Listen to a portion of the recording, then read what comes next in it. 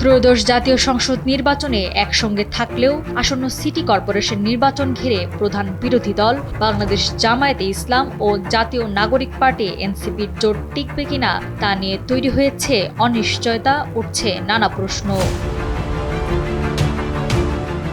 ইতোমধ্যে ঢাকা উত্তর ও দক্ষিণ সহ ৬ সিটিতে মেয়র পদে প্রার্থী ঘোষণা করেছে এনসিপি। তারা মাঠে প্রচারণাও শুরু করেছে। অপরদিকে জামায়াত জানিয়েছে, তফসিল ঘোষণার পর আনুষ্ঠানিকভাবে প্রার্থীদের নাম প্রকাশ করা হবে। একই জোট থেকে দুই দলের এই বিপরীতমুখী অবস্থানে এখন বড় প্রশ্ন হয়ে দাঁড়িয়েছে, জামাত ও এনসিপির দীর্ঘদিনের রাজনৈতিক জোট কি তবে ভাঙনের মুখে?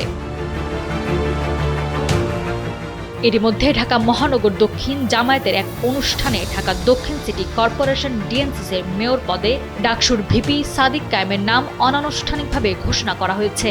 অপরদিকে একই পদে এনসিপি আগে থেকেই আসিফ মাহমুদ সজীব ভুঁইয়ার প্রার্থিতা ঘোষণা করেছে।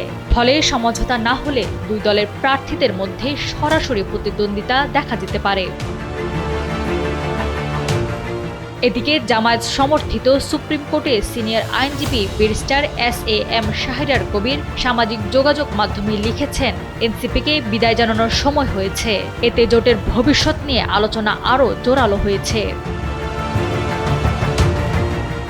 বিশ্লেষকরা বলছেন, জামাতের তৃণমূল পর্যায়ে এনসিপির প্রার্থীদের নিয়ে এক ধরনের অসন্তোষ রয়েছে। ঢাকা দক্ষিণে সাদিক কায়েমের নাম ঘোষণা করেছে জামায়াত, তবে এনসিপির একাধিক নেতা জানিয়েছেন জামায়াতের কাছ থেকে ঢাকার অন্তত একটি সিটিতে ছাড় চান এনসিপি।